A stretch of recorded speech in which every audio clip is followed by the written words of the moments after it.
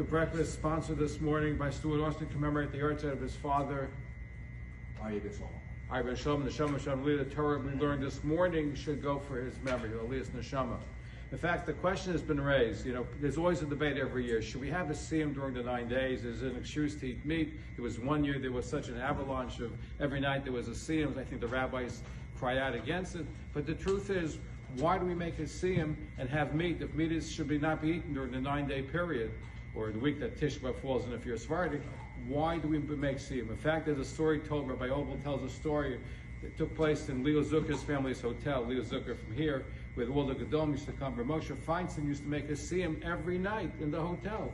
I think Rosh Kotler was there who wouldn't eat from the meat, and Moshe said, you have to eat the meat, you have to participate in the siyum.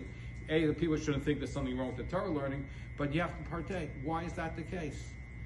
So I think, and by the way, Chabad makes a siyum on the radio with us every year, because the Rabbi said to have a siyum every single. We can't serve meat on the radio, but he does a siyum every night.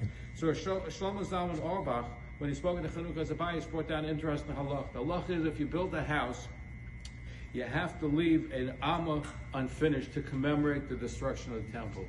A shul is not required to do so. A shul, you don't have to commemorate the destruction of the Beis HaMikdash when you build a shul. Why is that the case? Because Shlomo Zalman explained, but Makom sheyesh Torah and Churban. In a place where there is Torah learning, there is no Churban, there's no destruction. As long as Jews been learning Torah and purity, the Beis HaMikdash was not destroyed. And Rabbi Lazer Gordon tells a Rav in Rosh Hashiva said something fascinating.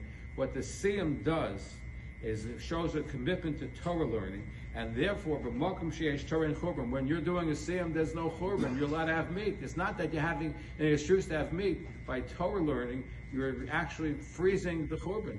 There's no destruction place we are. So continue eating meat. I think we should do more siyum during the 9 days. And the Torah learning this morning, Stuart, we couldn't do meat, but we have the next up. We made a gala breakfast this morning. So thank you for that. Neshama Shav and Ali. Have a wonderful day. Amen.